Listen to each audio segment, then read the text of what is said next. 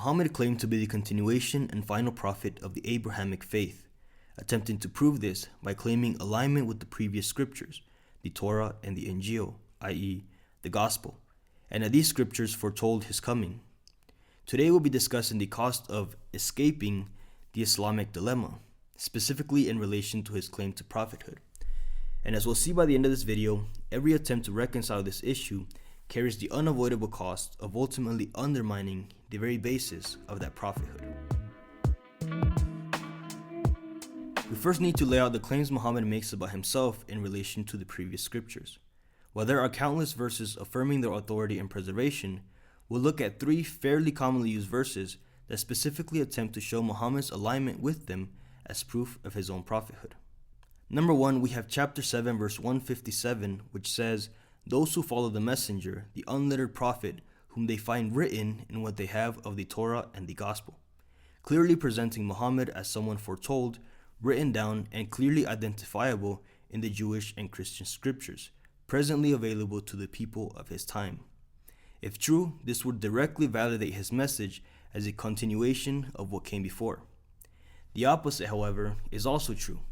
If he is nowhere to be found, the claim is immediately proven wrong. Next, we have chapter 61, verses 6 to 7, which record Jesus directly speaking about a messenger to come after him named Ahmed, another name for Muhammad.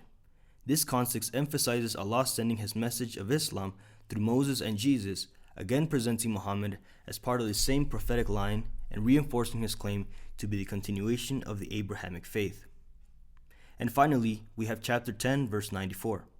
"So if you are in doubt, O Muhammad, about that which we have revealed to you, then ask those who have been reading the scriptures before you. The truth has certainly come to you from your Lord, so never be among the doubters." In a hypothetical scenario that Muhammad doubted, what would he have to do in order to know that Allah's revelation to him was actually true?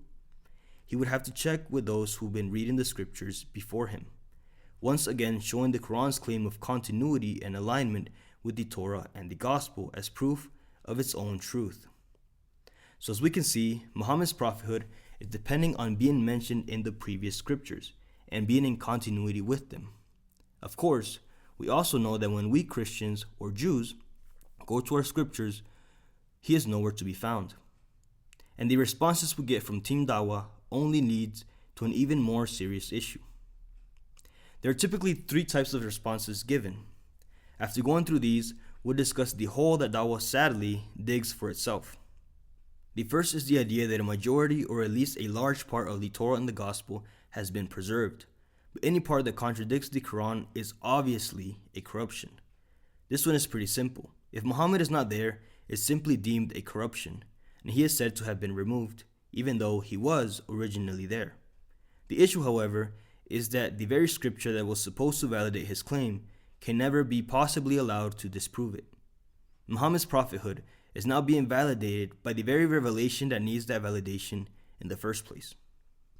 The second response is similar, but rather than large amounts being preserved with small corruptions, we're told that the majority has actually been corrupted and that only small fragments of truth remain. These supposed fragments are never identified in the Qur'an.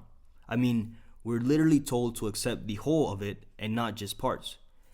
But anyway, if we granted that only small parts were preserved, we still cannot find Muhammad being foretold to come. This, once again, leaves his claims unsupported and ultimately false. The third response takes things even further.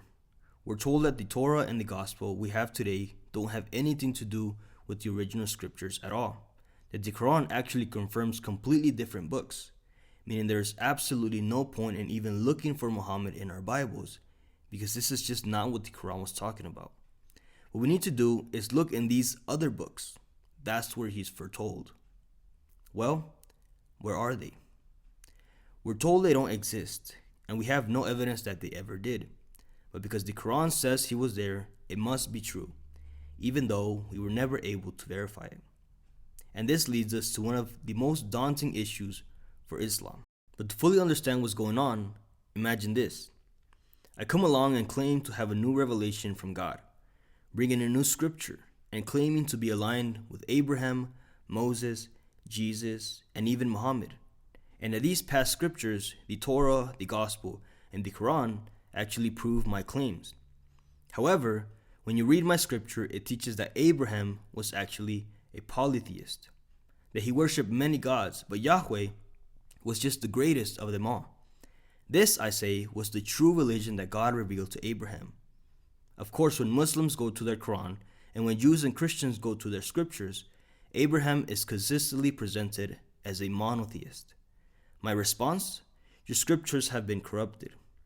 Find a message that teaches monotheism, corrupted. Any verse that teaches against the worship of other gods, changed. And if you can't find a trace of my claim anywhere, it was obviously removed. Or, if I'm feeling more like a genius, I claim these books were completely lost and you have some other random books. So notice what's happened here. The very scripture I appeal to for validation are never allowed to challenge my claim. The only way to know about the truth of Abraham, about his supposed polytheism, is to trust my revelation first. My revelation isn't being confirmed by the previous scriptures I'm appealing to. It's attempting to place itself beyond falsification. And no Muslim would ever accept that kind of reasoning. This is exactly the problem. Once you throw out the very revelation the Quran is appealing to, Islam is no longer standing on those revelations. It's standing on nothing. Muhammad is no longer attaching himself to the religion of Abraham, Moses, or Jesus. He's attaching himself to a vacuum, or at best to some hypothetical fan fiction versions of narratives that no one has ever seen. Islam claims that the Torah, the Psalms, and the Gospel were genuine revelations from Allah, part of a single consistent chain of divine communication.